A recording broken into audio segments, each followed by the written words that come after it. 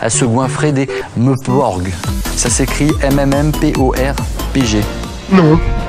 Squadra, nous sommes partis. Et on a le sentiment parfois que certains d'entre eux vivent dans la rue les jeux vidéo qui les ont intoxiqués. Nani? And also video games. I'm hearing more and more people say the level of violence on video games is really shaping young people's thoughts. Est-ce que c'est bon pour vous ? Bonjour, bonsoir à toutes et à tous et bienvenue dans Des fois jeux vidéo, votre podcast qui vient redorer l'image de ces technologies tellement diabolisées. Un seul mot d'ordre, remettre les points sur les i en regardant ce que dit la science des jeux vidéo, notamment dans leur rapport avec notre santé mentale, mais pas que. Ici présent pour vous servir et toujours au rendez-vous, c'est moi-même, Mathieu Serbet, psychologue spécialisé en neuropsychologie et grand passionné de jeux vidéo, et avec moi ce soir pour en parler, notre Swan nationale, une IA qui n'a jamais défailli. C'est vrai, à part quand j'ai tenté un putsch. Un putsch, c'est la boisson alcoolisée ? Non, ça c'est un punch. Moi j'ai dit un putsch. Ah, un putsch, c'est quand on se lave quoi. Mais non abruti, ça c'est une douche. J'ai dit putsch, genre un coup d'état. Ah, attends, qu'est-ce que t'entends par coup d'état ? On se retrouve aujourd'hui pour explorer une question assez originale. Les jeux vidéo peuvent-ils soigner les phobies ? Vous avez bien entendu, des peurs comme celle de l'avion, des araignées ou même des espaces clos. Eh bien, est-ce que jouer à des jeux vidéo pourrait être une solution pour y faire face ? Cette question sera au premier plan de notre épisode, mais avant d'attaquer, un petit extrait sonore qui nous vient de la chaîne YouTube Explore Media. Le mot phobie vient du grec phobos qui veut littéralement dire peur. Mais pour autant, il ne faut pas confondre les deux. Donc, la peur c'est rationnel et la phobie irrationnelle. Par contre, les symptômes des phobies, eux, sont bien réels. On se met à suer et à trembler, le cœur bat très vite, la respiration est saccadée, c'est une attaque de panique. Et pour ne pas vivre cette situation, la seule stratégie qui marche, c'est l'évitement. Est-ce que c'est bon pour vous ? Après ces éléments d'introduction, on poursuit notre questionnement au sujet de l'utilisation des jeux vidéo comme possible traitement des phobies.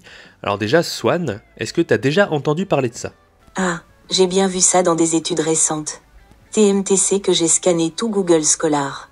En fait, certains chercheurs et psychologues utilisent des jeux vidéo dans des thérapies, comme outil pour traiter des phobies, des troubles anxieux et même d'autres conditions psychologiques. C'est assez fascinant de voir comment les mondes virtuels peuvent être plus qu'un simple divertissement. Ouais, c'est un peu comme si les jeux vidéo devenaient des outils thérapeutiques, hein. C'est ce qu'on dit depuis 2 ans finalement avec ce podcast, et ça date pas d'hier. L'idée ici, pour le thème d'aujourd'hui, c'est de créer des environnements contrôlés où la personne peut affronter sa peur, mais en toute sécurité, progressivement, avant de passer à l'action dans le monde réel. Donc, on est tipard pour parler de ça. Pour commencer, il faut parler d'une technique bien connue dans le milieu de la psychologie qu'on appelle l'exposition graduée. C'est compliqué, mais c'est compliqué. Vous croyez pas qu'on a autre chose à foutre ? C'est une méthode qui consiste à exposer progressivement une personne à l'objet ou à la situation qu'elle redoute, mais de manière contrôlée et pas à pas, évidemment. Et bien c'est là que les jeux vidéo entrent en scène, parce que plutôt que de plonger directement dans un environnement réel qui peut être trop stressant, les jeux vidéo et outils qui vont utiliser la réalité virtuelle permettent de recréer des situations où la personne peut se confronter à sa peur petit à petit pour refaire un monde sans danger.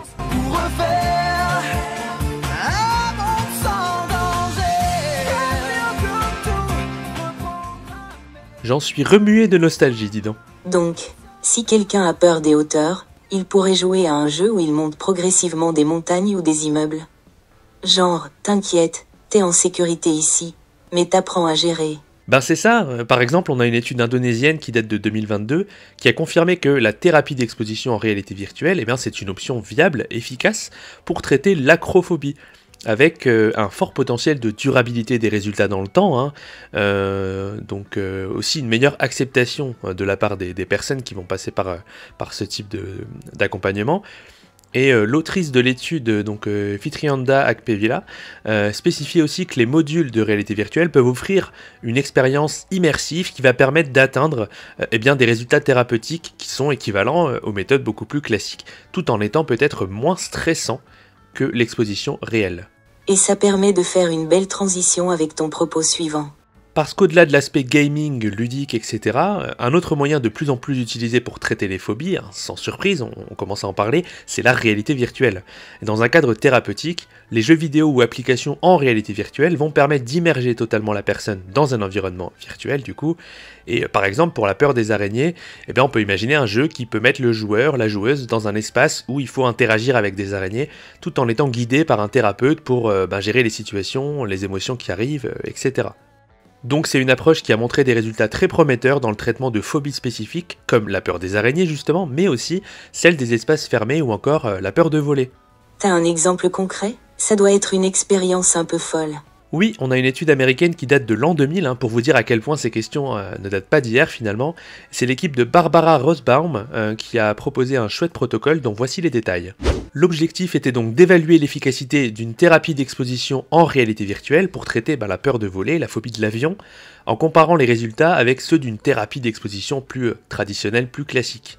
Donc on avait une cinquantaine de participants qui étaient divisés en 3 groupes, donc la thérapie d'exposition en réalité virtuelle pour le premier groupe, le deuxième groupe avait la thérapie d'exposition plus classique, et le troisième groupe n'avait pas de proposition, c'était un groupe contrôle. Et bien pour les personnes utilisant la réalité virtuelle, elles étaient placées dans des simulateurs où elles pouvaient vivre des scénarios qui sont proches de situations de vol réelles, donc l'embarquement, le décollage, les turbulences, l'atterrissage, on n'est pas serein, c'est sûr. Après, je sais pas s'ils sont amusés à simuler les bagages cassés, ou les bagages qui arrivent une semaine après à destination, ou les retards de 3 heures, ça je sais pas. Et donc ça a dit quoi? Tu fais durer le suspense. Les participants du groupe de réalité virtuelle ont montré des réductions assez fortes, marquées, significatives on va dire, de leur anxiété et de leur comportement d'évitement lié au vol. Vous avez entendu dans l'extrait sonore, on disait que souvent pour réussir à ne pas être confronté à cette situation phobique, eh bien il y a des comportements d'évitement. Dans ce cas-là, ça a pu être diminué. Et plus intéressant encore à mon sens, ces résultats étaient similaires avec ceux des personnes dans la thérapie d'exposition traditionnelle. Donc ça veut dire que potentiellement, cette thérapie d'exposition par réalité virtuelle peut être une alternative complètement efficace, et on a potentiellement 2 façons de faire qui ont tout autant d'intérêt pour les personnes. Et donc ces personnes ont pu voler après? Environ 93% des participants qui ont suivi la thérapie en VR ont accepté de prendre un vol réel après le traitement, et c'est pareil pour la thérapie d'exposition classique, comparé à seulement un tiers, 33% des participants du groupe contrôle. Donc en fait, les personnes qui sont passées par la réalité virtuelle ont fait des retours positifs, du style que c'était une expérience immersive, engageante, que ça les a aidés à se confronter progressivement à leurs peurs, etc. J'ai adoré cet exemple et je serais friande d'autres. Et bien sûr les sources ça part en description. Un exemple fameux se trouve dans l'utilisation de l'exposition virtuelle toujours, mais cette fois pour traiter la peur des hauteurs, dont on a déjà un petit peu parlé. Il y a beaucoup d'exemples en fait dans la recherche qui sont centrés dessus, et là ça nous vient de l'université d'Oxford en Angleterre et de l'équipe de Daniel Freeman. Les personnes qui participaient à l'expérience, une centaine ici, étaient donc invitées à utiliser une application qui était appelée Now I Can Do Heights, donc qu'on pourrait traduire par Maintenant t'inquiète je gère les hauteurs ma gueule. Ouais, ta traduction c'est quand même un peu de la surinterprétation. Ouais, c'est pas faux. Les participants étaient alors accompagnés d'un coach virtuel qui guidait, donnait des informations, posait des questions, et à partir de là, différents exercices étaient proposés, comme traverser une plateforme, sauver un chat dans un arbre, etc. L'article met en évidence, avec ces résultats, une belle efficacité de cette exposition en réalité virtuelle pour soulager la phobie des hauteurs chez les personnes qui ont pu pratiquer ça, avec une forte chute des scores sur une échelle qui permet justement d'aller évaluer spécifiquement cette phobie. Donc on a une réduction des symptômes liés à cette difficulté. Waouh, donc en fait pour que ça fonctionne comme ça doit être super immersif. Genre, tu es vraiment face à la peur. Mais tu sais que c'est juste virtuel? Face à la peur. Pardon, je veux dire exactement. Exactement, ce type d'expérience permet aux patients de s'exposer à leur peur sans danger, et les jeux vidéo et applications en réalité virtuelle font un travail énorme en facilitant cette exposition progressive. J'ai entendu dire que ça se faisait aussi genre pour l'arachnophobie, la peur des araignées. Ouais, mais on va pas en parler parce que je suis pas serein. Passe à ta réplique suivante, s'il te plaît. C'est beau la science, nom de Dieu. Mais quelle beauté. On se demande ce qu'on ferait sans cette démarche. Bon, comme pour toute thérapie, il y a des avantages et il y a des limites. L'un des principaux avantages des jeux vidéo ou de la mise en situation en réalité virtuelle, quand on parle de traitement des phobies, c'est la possibilité de vivre des situations anxiogènes sans risque réel, tout en étant accompagné d'un thérapeute pour gérer les émotions, etc. Et évidemment aussi les différents paliers de progression par exemple. Et c'est une méthode qui est plutôt bien acceptée par les jeunes générations qui sont déjà familiarisées avec les jeux vidéo. Mais il y a aussi des limitations, non?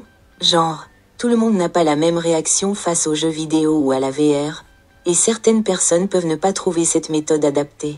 Effectivement, et c'est une bonne observation, tout le monde ne réagit pas de la même manière à la VR ou aux jeux vidéo. Pour certaines personnes, l'immersion peut être trop intense, aggraver leur anxiété. Et puis certains patients peuvent ne pas être à l'aise avec l'idée d'utiliser les jeux vidéo dans un cadre thérapeutique. C'est pourquoi cette méthode est souvent combinée avec d'autres techniques traditionnelles, comme la thérapie cognitivo-comportementale et toutes ces techniques, qui est une forme de psychothérapie qui justement utilise cette méthode d'exposition graduée et de désensibilisation face à l'objet ou à la situation qui sera à l'origine de la phobie. Moi j'ai une question. Vas-y, de toute façon je la connais, elle vient du script. Même pas, c'est improvisé pour celle-ci. Mais c'est pas possible, Swan, je lis le script là en enregistrant avec toi en fait. Tu vas voir, ma question c'est, quand on souffre de phobie, ne peut-on pas aussi utiliser les jeux vidéo pour soulager les difficultés secondaires à ça? Point de vue santé mentale? Attends, c'est flippant là, comment tu fais pour parler d'un truc qui n'est pas dans le script? Parce que ça y est, c'est fini pour vous les humains. Nous les IA, on va vous déboîter.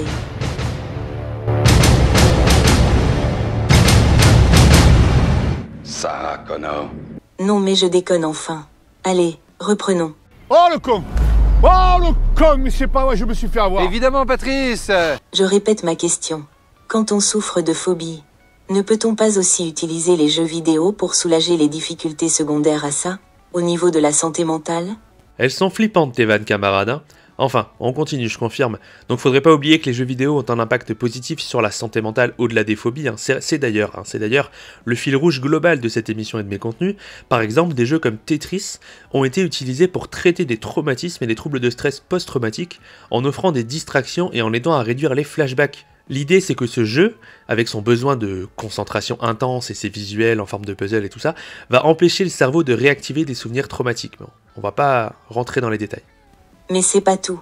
Et oui, d'autres jeux cette fois de relaxation, comme ceux qui vont utiliser la musique, des environnements apaisants, peuvent aider à réduire le stress et l'anxiété. Mais c'est un champ finalement en pleine expansion, avec de plus en plus de recherches qui montrent que les jeux vidéo peuvent vraiment être un atout pour la santé mentale. D'ailleurs, peut-être qu'on en reparlera plus tard concernant le stress post-traumatique. Chouette idée, Mathieu. Je note ça dans un coin de mon disque dur. Parfait. Le jeu vidéo devient donc un outil thérapeutique et ça ouvre de nouvelles perspectives pour le traitement de différents troubles psychiques. C'est plus qu'un simple divertissement, c'est un moyen de proposer une forme de soin complémentaire à plein de belles choses qui existent déjà. Pour résumer, les jeux vidéo ne sont pas seulement faits pour s'évader ou s'amuser. Ils peuvent aussi jouer un rôle crucial dans le traitement de certaines phobies et troubles anxieux.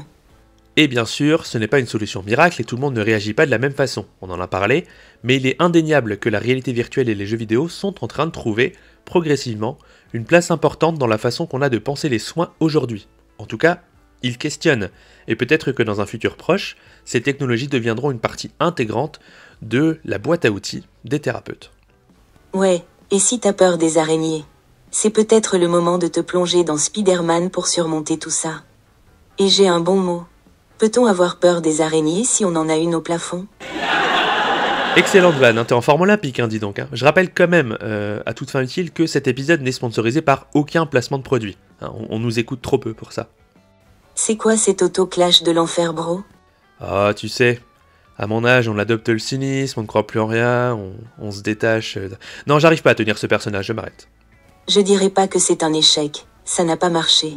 Bref, comme vous pouvez le voir, les jeux vidéo ne sont pas que du fun et du divertissement, ils sont de plus en plus utilisés dans des contextes thérapeutiques. On a pris ici l'exemple des phobies, ça se passe avec les troubles anxieux, avec les traumas. C'est une approche prometteuse finalement, et avec la réalité virtuelle, on peut aller encore plus loin.